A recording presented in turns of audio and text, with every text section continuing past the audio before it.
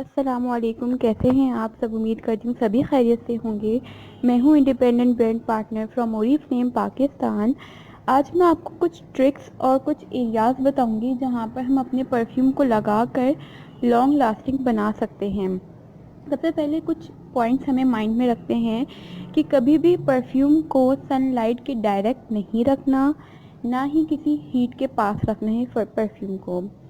Second point है हमारा कि कभी भी रिस्ट को, कलाई को एक कलाई पे लगाकर दूसरी कलाई को उससे रब नहीं करना। थर्ड पॉइंट कि जब भी आप परफ्यूम लगाओ तो उस एरिया को पहले मॉइस्चराइज कर लें। हमारे ओरिफ्लेम में टेंडर बाल्म आती है, एक ये बहुत ही अच्छी मॉइस्चराइज़र बाल्म है। इसको आप किसी भी एरिया पे लगा सकते हैं। वैसे तो इसको लिप्स पे, अपने आईब्रोज पे इस तरह भी लगा सकते हैं, लेकिन जहाँ आपको परफ्यूम लगाना है तो आप उससे पहले भी इसको लगा सकते हैं। मॉइस्चराइज करने से फ़ायदा क्या होगा?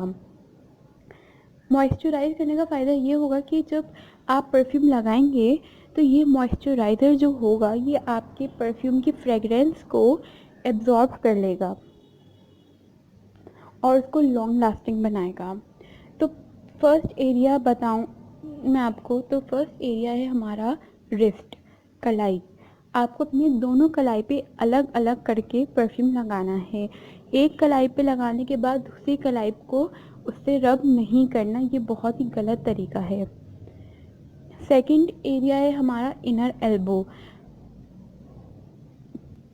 थर्ड एरिया है हमारा नेक। और फोर्थ एरिया है एयर लूप्स के पीछे। फिफ्थ एरिया है बिहाइंड द नी, मतलब घुटने के पीछे। ये वो एरियाज़ हैं जहाँ पर हमारी पल्स होती हैं। पल्स की वजह से, पल्स हमारी गर्म होती हैं तो उस वजह से हमारा जो परफ्यूम का फ्रेगरेंस होती है वो एब्जॉर्ब हो जाती है अच्छे से और लॉन्ग लास्टिंग रहती है।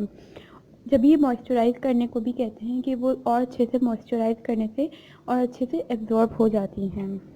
तो 5 एरियाज़ कौन से थे हमारे? बिहाइंड द ईयर, नेक पे, कलाई पे, घुटनों के पीछे और कोहनी में। ये 5 एरिया हैं जहाँ हम अपने परफ्यूम को लगा के लॉन्ग लास्टिंग बना सकते हैं। और यहाँ से जब हम अगर मॉइस्चराइज़ कर लेंगे तो जो फ्रेगरेंस होगी वो बहुत ही अच्छे से एब्जॉर्ब होगी, तो लॉन्ग लास्टिंग रहेगी। ये आप करके देखिएगा, ये रहती है। और मॉइस्चराइज़र आपका ऐसा होना चाहिए जो खुशबूदार ना हो, मतलब उसकी मॉइस्चराइज़ की खुशबू होगी तो आपकी फ्रेगरेंस की खुशबू के साथ मिलके वो कुछ और ही बन जाएगा। तो इसलिए आपका ऐसा मॉइस्चराइज़र होना चाहिए जिसकी फ्रेगरेंस ना हो। अब कुछ पॉइंट्स हैं कि हमें स्प्रे करते हुए, परफ्यूम लगाते हुए उस एरिया से बॉटल को 5 to 6 इंच दूर रखना है।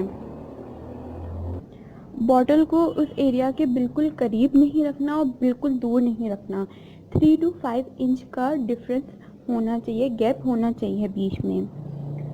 और कितनी बार स्प्रे करना है एक एरिया को, ये 10-12 बार स्प्रे नहीं करना, बल्कि हमें सिर्फ 3 से 6 मरतबा उस स्प्रे को पुश करना है बस। अब कुछ क्वेश्चंस थे कि हम परफ्यूम को किस स्किन पे लगाएं।